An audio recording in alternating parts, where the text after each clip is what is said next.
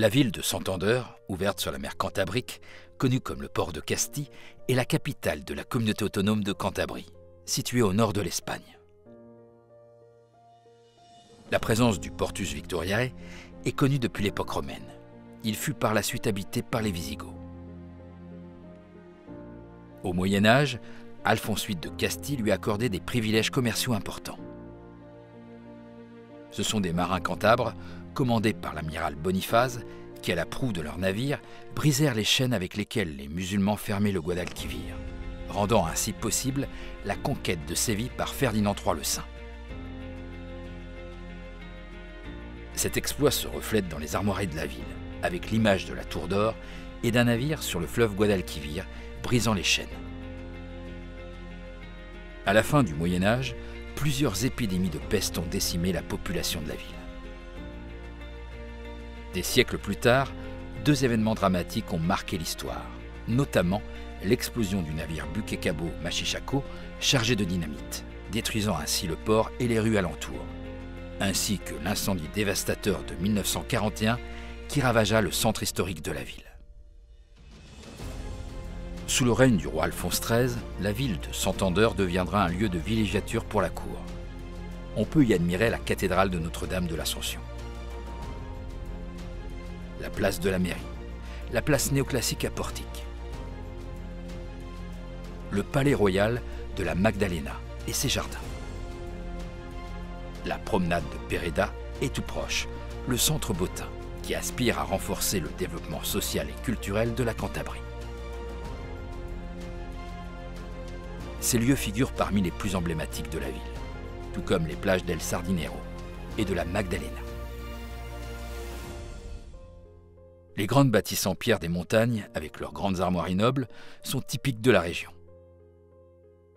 De même que les manoirs caprichos, construits par la majeure partie par des indianos, ces personnes qui sont allées faire fortune dans cette région et qui sont revenues riches d'Amérique. Près de Santander se trouve la ville de Santalina del Mar, avec la collégiale romane de Santa Juliana et sa place principale.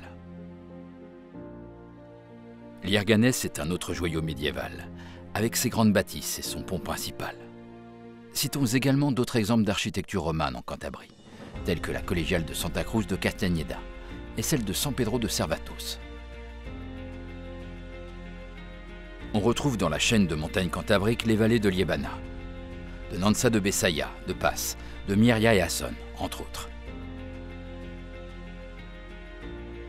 Le canton de Liébana abrite le village de Potes et sa tour d'El Infantado, tout près du monastère roman de Santo Toribio de Liébana et du téléphérique de Fuentedé dans les Pics d'Europe. Cette chaîne de montagnes renferme également la vallée de Campo, avec la source du fleuve Ebre dans le village de Fontibre, ainsi que Barcena Mayor dans le parc naturel du Saja Bessaïa.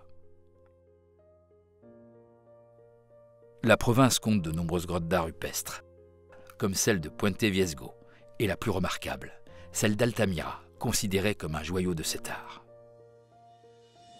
Sur la bande côtière, on retrouve des villes comme Castro Urdiales, avec son port et l'église de l'Ascension, San Vicente de la Barquera avec le pont sur le fleuve, et l'église de Santa Maria de Los Angeles, et à Comillas, le Caprice de Gaudí. La région compte également d'autres villes remarquables, telles que Torlavega et ses palais de Demetrio Herrero, Santonia, Laredo, Reynosa, avec l'église de San Sebastián, Cabezón de la Sal, avec le palais du comte de San Diego et Suanz. Il existe 6 parcs naturels, à savoir Picos de Europa, Dumas de Liencres, Saja Bessaïa, Oyambre, Colados de la Son et Marisma de Santonia, Victoria et Joyel. La gastronomie cantabrique se compose de produits tels que les palourdes de Pedreña, les anchois de Santonia et les typiques calamars frits, ainsi que des viandes telles que le faux filet de Tudanca. Parmi les ragoûts, on peut citer le cocido montanes, le lebaniego ainsi que la marmite de bonité ou soropotun. Parmi les desserts, citons la quesada et les sobaos pasiegos, élaborés avec le lait riche de la vallée du Pas, les polkas de Torlavega ainsi que les portotillas de Reynosa. Quant au fromage, on peut citer les quesucos de Liébana et ceux de Picón de Béres. Documenté par Luis Diez de los Ríos y Vallée.